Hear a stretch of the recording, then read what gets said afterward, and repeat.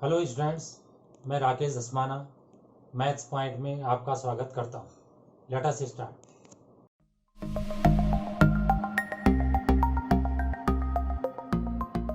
JEE advance mathematics के अंतर्गत 2019 के क्वेश्चंस सॉल्व करे जाएंगे।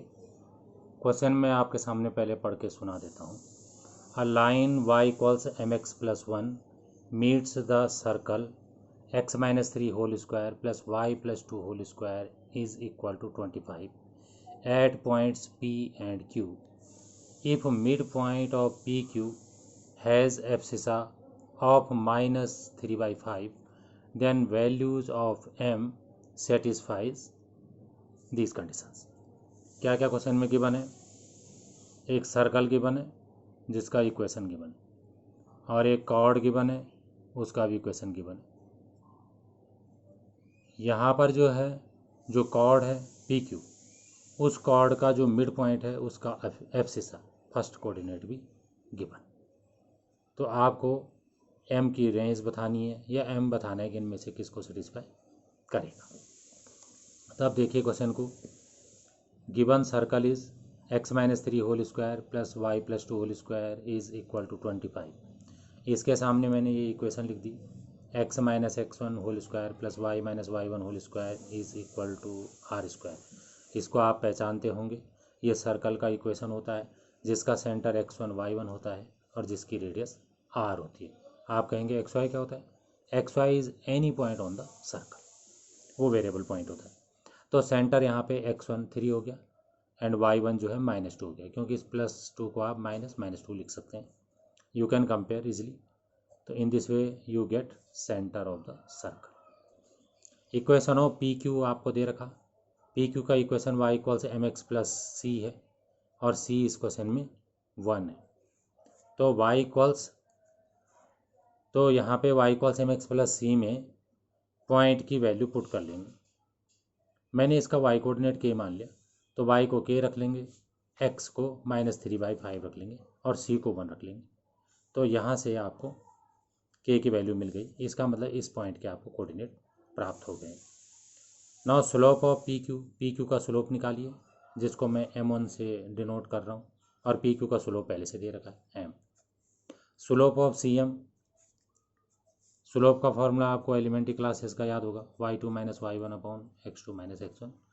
तो k माइनस -2 अपॉन -3/5 -3, इसमें k की वैल्यू पुट कर ली जो ऊपर आई थी। उसके बाद 2 और 1 3 कर लिया। इसके बाद ऊपर नीचे 5 से इंटू कर लिया, पहले इसमें एलसीएम ले लिया, फिर ऊपर नीचे 3 cancel out, there left m minus 5 upon 6, इसको हमने m2 एज्यूम कर लिया। एलिमेंट्री क्लासेस में आपने नोट करा होगा कि सेंटर से जब मिड पॉइंट को ज्वाइन करते हैं तो ये इस पर परपेंडिकुलर होता है। ये थ्योरम होती है ज्योमेट्री में। It means CM is perpendicular to PQ and for perpendicular lines m1 m2 equals -1। m1 को m रख दिया, m2 हमने जो अभी आया था उसको रख दिया, और इसको ये सॉल्व कर लिया। तो we get quadratic equation in which sum required is -5 and product is 6। तो नंबर्स आर 3 एंड -2, 3 2 जा 6 and 3 -3 and -2 -5, minus minus plus, pairing, and you get the answer 2 and 3। 2 और 3 आपको मिल गए। 2 और 3 इसमें फिट नहीं बैठ सकते क्योंकि 2 6 से बड़ा नहीं है। इसमें भी नहीं बैठ सकते।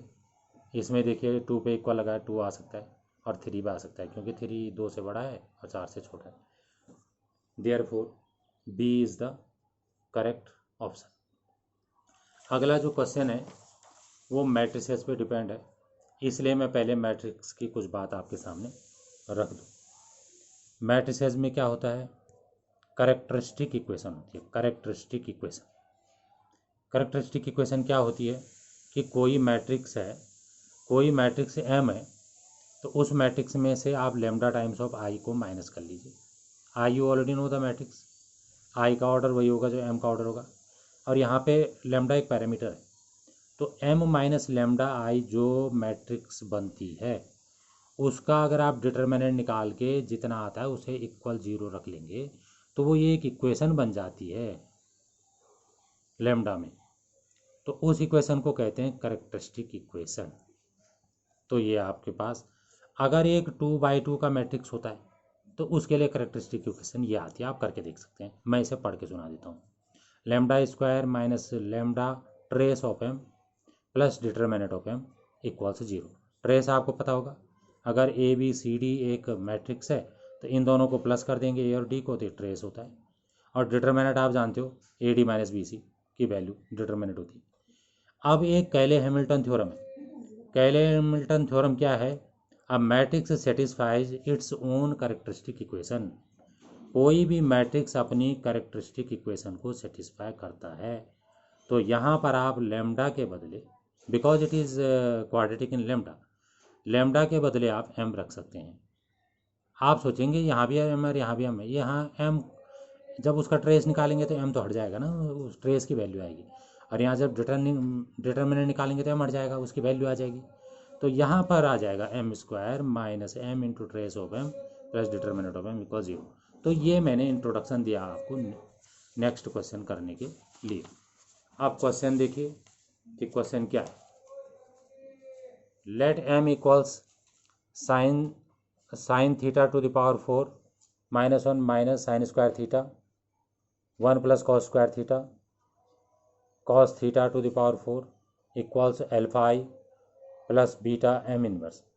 इसका मतलब ये मैट्रिक्स इक्वेशन है where alpha equals alpha theta. ऐसा लिखने का मतलब ये हुआ कि alpha is a function of theta and beta equals beta theta are real numbers and I is a 2x2 identity matrix if alpha asterisk is the minimum of the set alpha theta.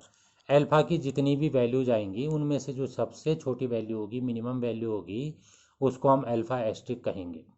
और हमें जो है theta को छूट देनी है 0 से 2 pi तक। And beta asterisk is the minimum of the set. फिर बीटा थीटा की जितनी वैल्यूज है उनका सबका सेट बन जाएगा, उन सेट में से जो सबसे मिनिमम होगा वो वैल्यू बीटा एस्ट्रिक होगी। You have to find alpha asterisk plus beta asterisk. तो अभी जो इंट्रोडक्शन दिया था उसकी हम हेल्प लेंगे।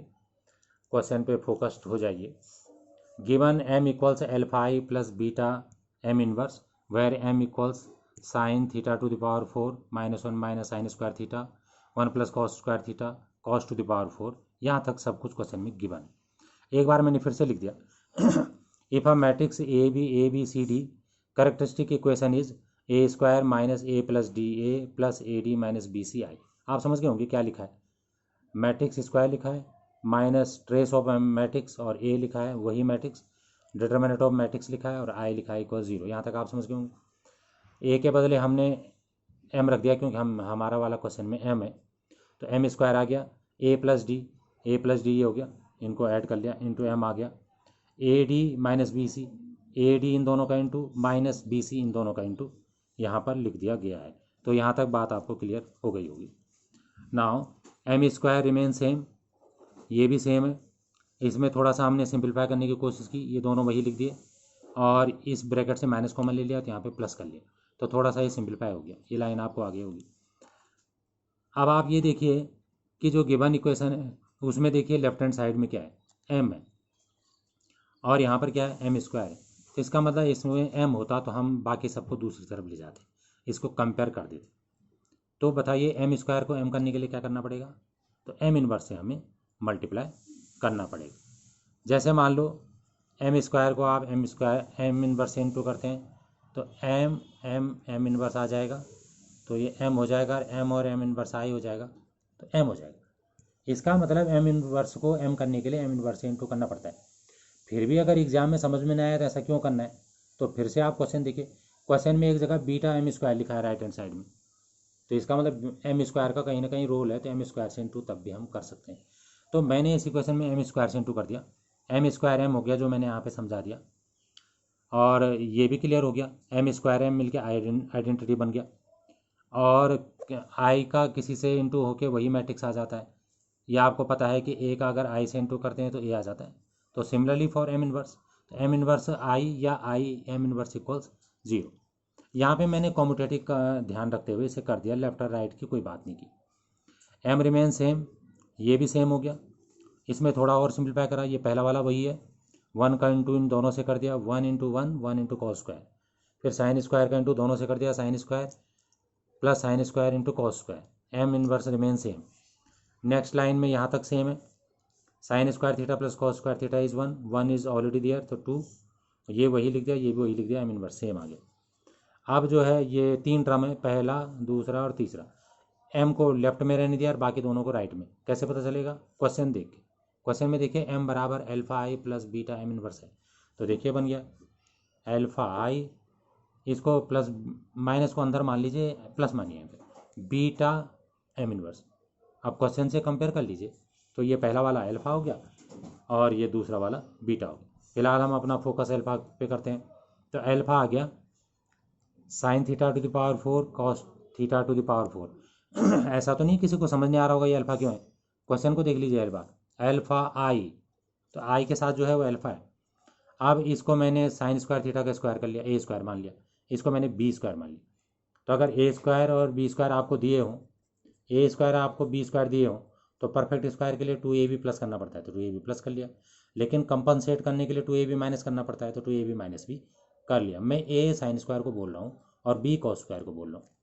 यहाँ से यहाँ तक जो है ए प्लस बी होल स्क्वायर हो गया, ए प्लस बी होल स्क्वायर हो गया, ये वाला जो है ये बचा हुआ है। अब sign square theta plus cos square theta 1 और उसका स्क्वायर भी 1।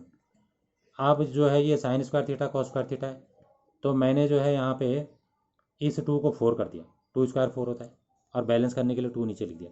2 साइन थीटा कॉस थीटा है इज साइन 2 थीटा, इसको हम ऐसे भी लिख सकते हैं साइन स्क्वायर 2 थीटा।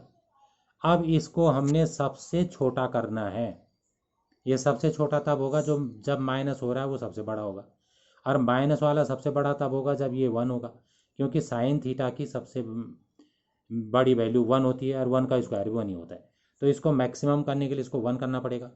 जब ये 1 होगा तो इसकी वैल्यू सबसे बड़ी होगी, लेकिन ये यहाँ पर से घट रहा है ये, तो पूरे की वैल्यू सबसे छोटी होगी। तो सबसे छोटी वैल्यू आ जाएगी 1 माइनस हाफ, क्योंकि हमने इसको 1 कर दिया, या 1 स्क्वायर मान लो, 1 माइनस हाफ कर लो, तो ये 1/2 आ गया। तो in this way you gate alpha asterisk which is 1/2। अब हम अपना ध्यान बीटा पे देंगे, तो इस पूरे को पढ़िए बीटा एम स्क्वायर, तो यहाँ से यहाँ तक पूरा का पूरा बीटा हो गया, वो मैंने यहाँ पे लिख दिया। बीटा आपके सामने आ गया है। अब हमने इसमें देखना है कि इसको क्या कर सकते हैं, तो ये जो है साइन के पावर 4 है, कॉस के पावर 4 है मल्टीप्लाई में, तो इसको sign square theta cos square theta का स्क्वायर लिख सकते हैं। अब मैं इतने को ए बोलूँगा, ए स्क्वायर पहले से है, तो 2a भी ढूंढना पड़ेगा, तो 2 से इंटू कर दिया, 2 से डिवाइड कर लिया, ए मैं इसको बोल रहा हूँ। अब जब 2a भी आपके पास आ गया तो बी स्क्वायर आपको जोड़ना पड़ेगा। देखिए A square plus B square plus 2ab, जो हम पिछला डिस्कशन था उसमें ये दोनों दे रखे थे, और इस वाले में ये दोनों हैं, तो जब ये दोनों दिए हैं तो ये लिखना पड़ेगा, और जब ये दोनों दिए हैं तो बी स्क्वायर लिखना पड़ेगा। तो अभी हम बी स्क्वायर लिख रहे हैं, तो 2ab, तो बी हो गया 1/2, तो 1/2 का स्क्वायर प्लस करना पड़ेगा, बी स्क्वायर हमने लिख दिया, लेकिन यहाँ 2 भी था तो 2 हमें लिखना ही है, और जितना हमने फालतू लिखा कंपनसेट करने के लिए उतना माइनस लिख दिया। अब जो है यहाँ पर से यहाँ पर तक बन गया a plus B whole square, you already know, मैं इसको a बोल रहा हूँ, और ये 2 हो गया और ये 1/4 हो गया, इसको सॉल्व करके इतना आ गया। अब आप ये देखिए कि अभी भी इसमें कुछ दांव पेज है, ये जो साइन स्क्वायर थीटा और कॉस स्क्वायर थीटा है, इसको फिर से ऊपर जो है 4 से इंटू कर लिया, और नीचे भी 4 से इंटू कर लिया, 2 स्क्वायर 4 होता है। या पहले ऐसा करो कि इसको sine theta cos theta square बाहर कर लो, ऊपर नीचे 2 से इंटू कर लो। अब ये 2 sine theta cos theta sine 2 theta होता है, और 2 का स्क्वायर बाहर 4 आ गया। अब फिर से देखिए कि इसको सबसे छोटा करना है, तो सबसे छोटा तब होगा जब ये ब्रैकेट वाला सबसे बड़ा होगा।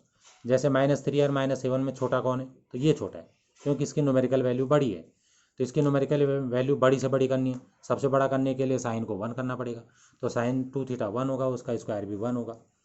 इसको सॉल्व कर लिया, तो ये एलसीएम लेके 3/4 हो गया, इसका स्क्वायर 9/16 हो गया, यहाँ पर एलसीएम ले लिया तो ये -37/16 आ गया। तो आपको अल्फा स्टिक और बीटा स्टिक मिल चुके हैं, और इनका सम आपको पूछा गया था, जो कि -29/16 आ गया, जो बी ऑप्शन में दिया है। Therefore B is the correct option. Thanks.